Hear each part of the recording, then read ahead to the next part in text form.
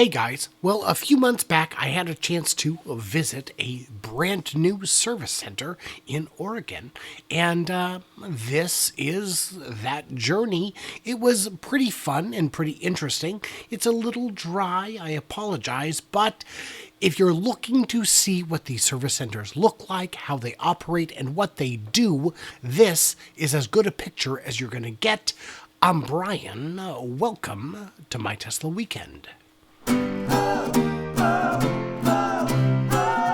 Some of you, it was the general manager in Bend, and we recently opened here in August. Some of you probably had service appointments here already.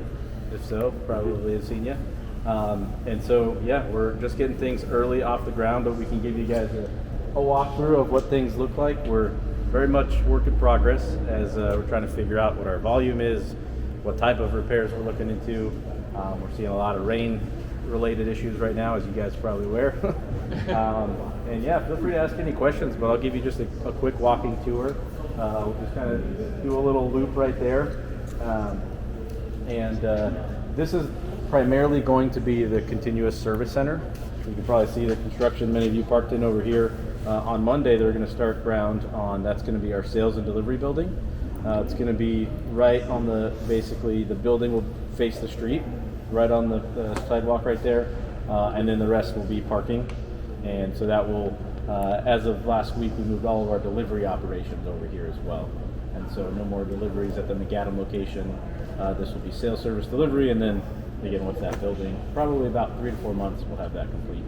And that will be the next showroom and just plenty of delivery operations. Are all the cars over by the Sears parking lot, are they yours? They are, yeah. Yeah, so that's just overflow delivery operations. We'll continue to have that just until this building is done and we have an idea of what our actual space and volume looks like. But we're using that and probably extending that quite a bit. Yeah. And Washington Square is going to be turned off. I mean, even close up in Washington Square. We're going to keep that open for now. Oh. Yeah, just because great space right here, but it's not a showroom. We can't put a car in there. We want to host test drives, and that will be the goal of Washington Square. Yeah. If you were to estimate a typical monthly new car deliveries, what's the current last 3 or 4 months pattern been? Here just for Portland. For Portland, we do, the last couple of quarters have been around 1,900, 2,000 for the quarter. So about, 700, 800 per month, 600, 800. Yeah, and probably continue that way. This quarter will probably be just over 2,000, like 2,200. Yeah. Yeah, any other questions before we walk around? All right, go for it. The downtown one, is that going to be closing since you opened this one, you opened one in Vancouver, or keep them all three? Keeping all of them. The McAdam location is going to be primarily focused on service. Okay. Yeah, service and hopefully collision as well. We do collision here? We will eventually. Yeah, we've got the space for it. We just have to get a couple of tools for it. So, yeah. All right, we'll start walking.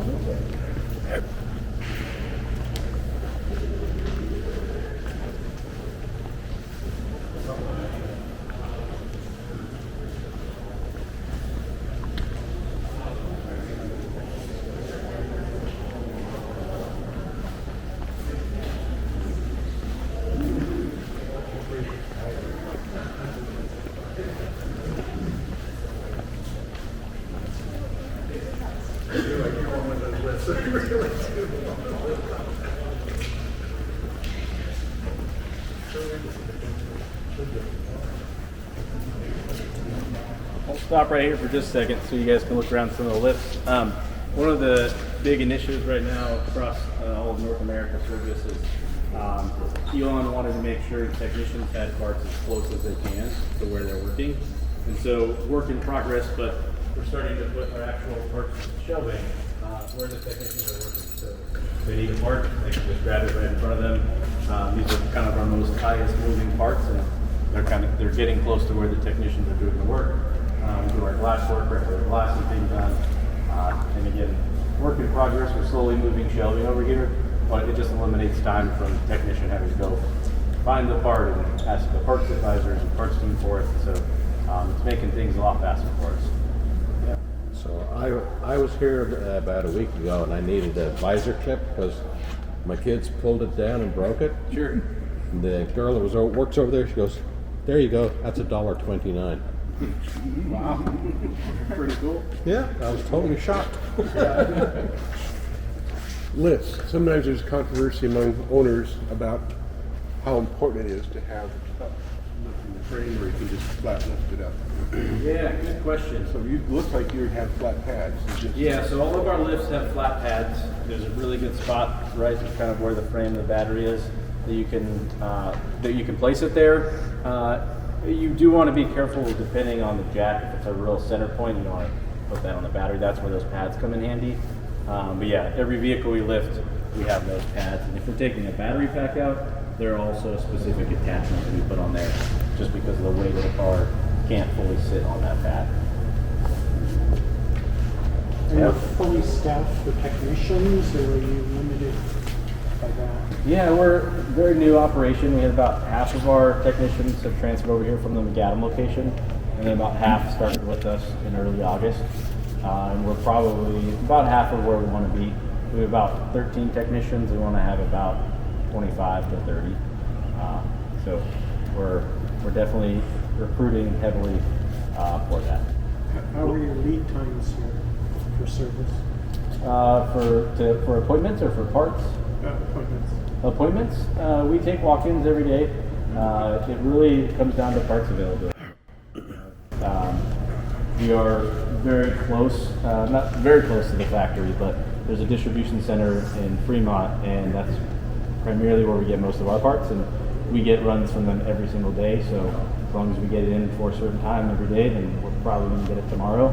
Unless it's a little more limited, like a battery or a drive unit, that can be a couple of weeks to get. What's the number one repair that you do here? One of the most frequent. Most frequent repair. 12-volt batteries. Yeah, there's those little ones, 12-volt batteries.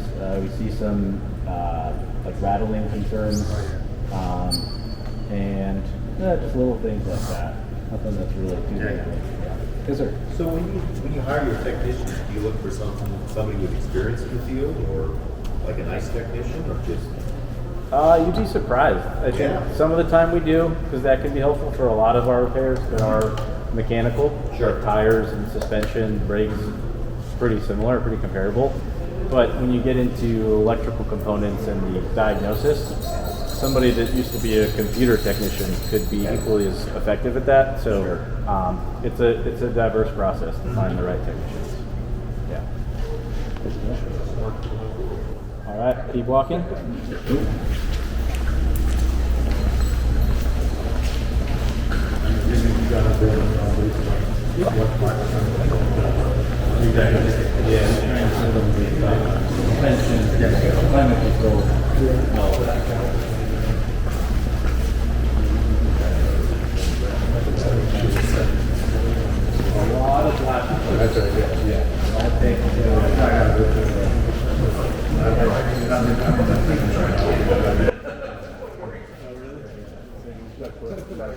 Who makes the glass? Who makes the glass? Yeah. That's a great question. I know we get it from our factory as far as the supplier. That's a good question. We have many different kinds of it, but fortunate that we kind of only 4 different types, a couple of different revisions based on autopilot. One to stop and point out, can't get too much closer. This is a battery. If anybody hasn't seen one up in person, that is a Model S 800 kilowatt pack. They get pretty dirty, a little bit worn, but And it takes you a day to swap them out, or?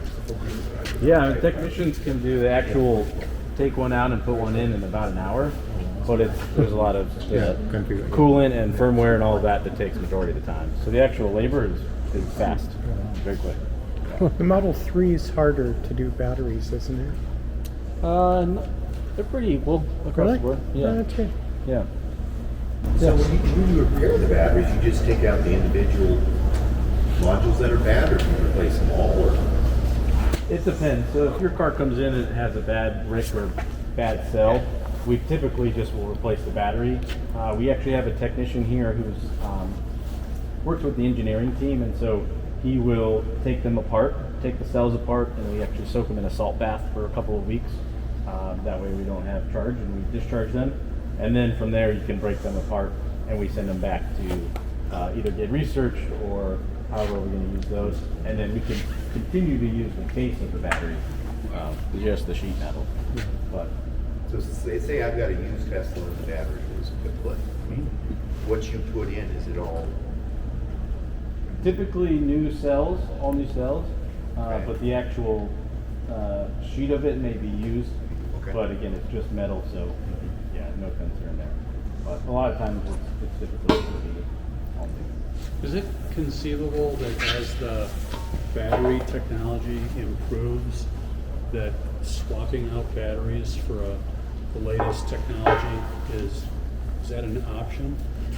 I think that's we want to be there eventually, yeah. But as far as what we can do right now, it doesn't seem like that's possible. You swap like for like right now. Meaning, if they've got a 16 or 17 car, you're going to put the same car. Yeah, typically. The drive units are meant to go it's the same drive unit for 100 kilowatt versus. But now that we have the Plaid, you have more variability in what the battery can actually do with the other components in the car. But most of it's firmware related, which gives us confidence that we could put a 100 kilowatt battery into a previously 60 kilowatt car and give you that extra battery. So in the latest Model Ys, aren't these now part of the frame? The structural package, yeah. The structure part, so you're not going to get those out. We'll probably see. I know Portland's seen one or two of them.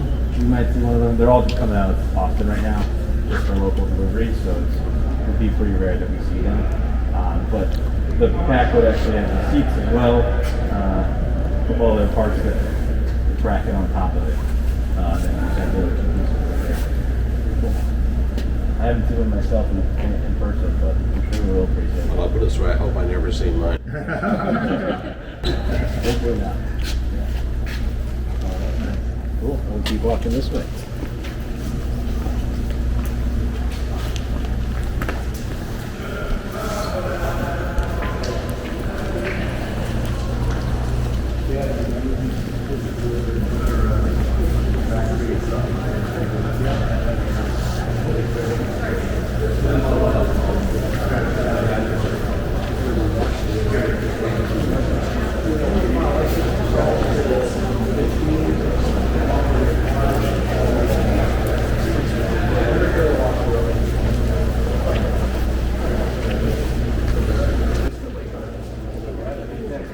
Anybody have any other questions? Thank you. I have a question. How big do you think this place is compared to the original Menlo Park factory? I don't know how many square feet that one I don't know either, but it looks bigger in here than that one, Yeah. which is crazy to think. Yeah, they were about 60,000 square feet in here. So if you're curious to see what that is. Neat. Go ahead. The Model 3, the early Model 3, So they are replaceable, the structural. They are? They're already in the manual for how to do it. It's like 187 steps. Oh, I'm sure there is. So, yeah. Pizza's here if you're Oh, hungry awesome. for some pizza up here. He's very cute. Yeah.